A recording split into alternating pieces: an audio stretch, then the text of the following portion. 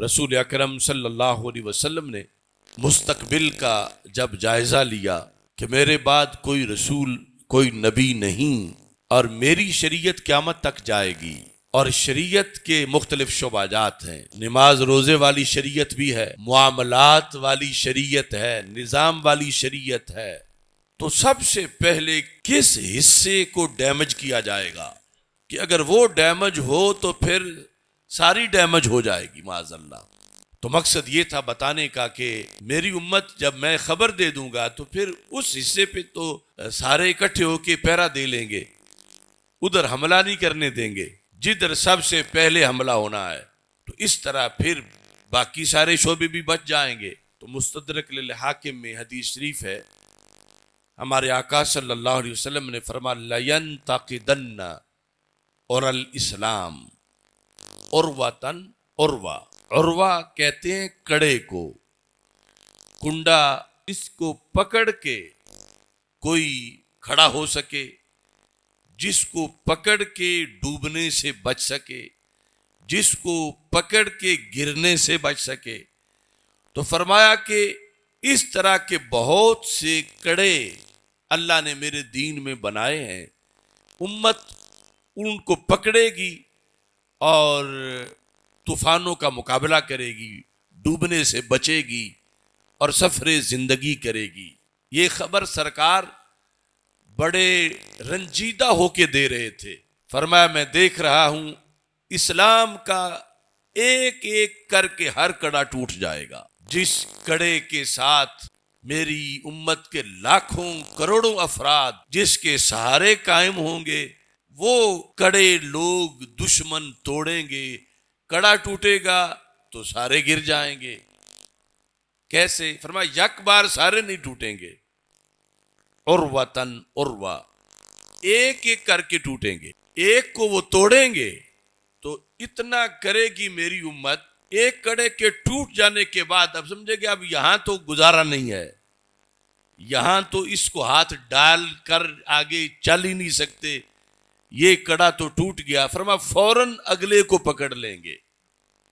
जब अगले को पकड़ेंगे दुश्मन अगला तोड़ देगा, फिर बेआसरा हो जाएंगे तो अगला पकड़ लेंगे, फिर जब वो पकड़ेंगे तो दुश्मन वो भी तोड़ देगा। यानी इनमें कुव्वते दिफा नहीं होगी कि कहीं ब्रेक लग जाए कि अगला हम नहीं तोड़ने देंगे। ये हदीस के लफ्ज बता रहे हैं।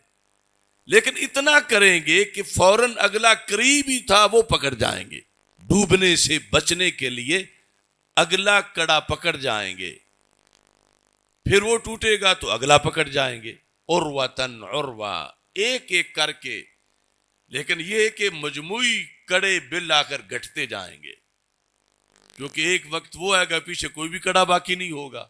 एक एक करके दुश्मन मेरे दीन के ये आसरे तोड़ेंगे और उम्मत आगे मुंतकिल होती चली जाएगी। तो ये सवाल पैदा हो रहा था कि कोई ऐसी तदबीर बता दो या रसूल अल्लाह सल्लल्लाहु अलैहि वसल्लम, दिफा की तजवीज बता दो कि कड़ा टूटने ना पाए। और ये कि फिर वो कौन सा कड़ा है जहां सारे इकट्ठे हो जाएं और सबसे पहले इकट्ठे हो जाएं, और वो कौन सा है जो एक बच गया तो सारे बच जाएंगे।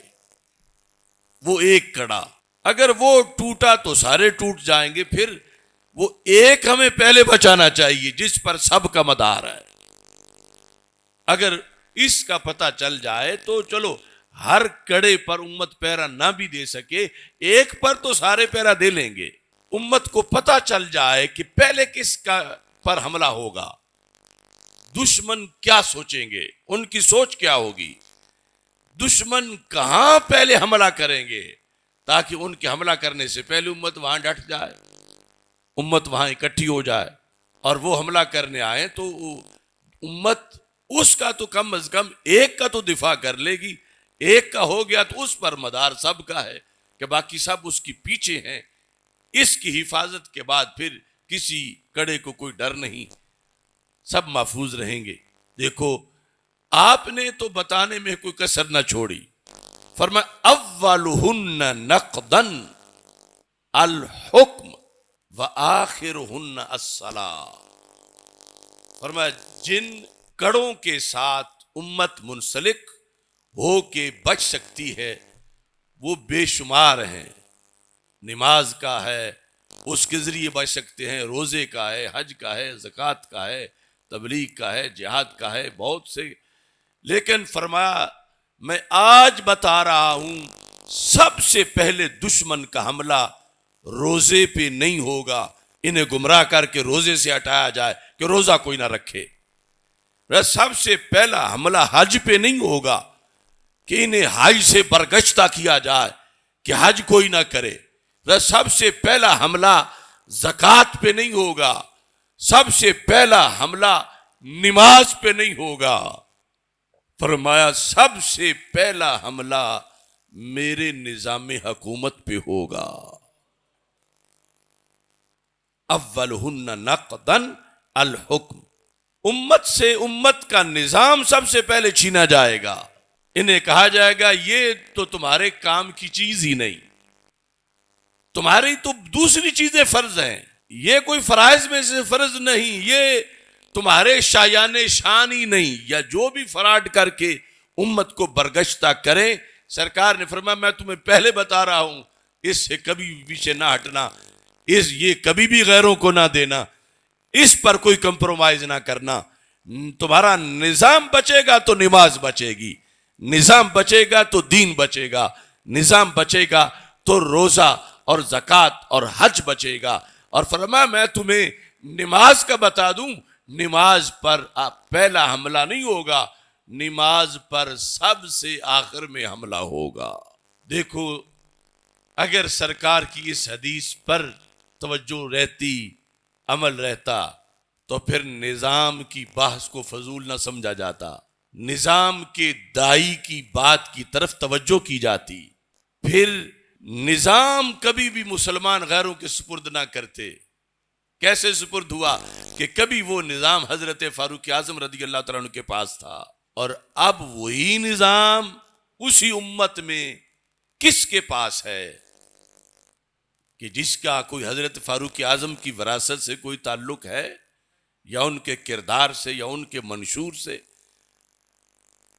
वो निजाम जिसके सहारे सारे शोबाजात ने आबाद होना था, उस निजाम के लिहाज से उम्मत को बेखबर बनाया गया।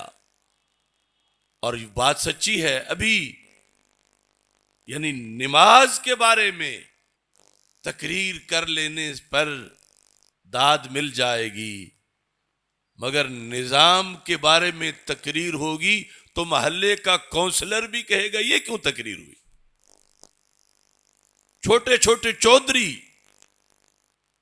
यानी ये समझते हैं कि निजाम हमारी ख्वाहिश है, जबकि कुरान कहता है निजाम तुम्हारा दीन है, और उस दीन को जो दीन समझे वो चला सकता है, और जो जिसको उस दीन की खबर नहीं वो नहीं चला सकता।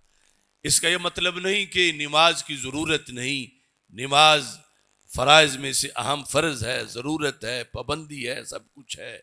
लेकिन सरकार ने एक सूरत वाक़या पेश की थी 14 सदियाँ पहले, और हमने आज अपनी आंखों से देख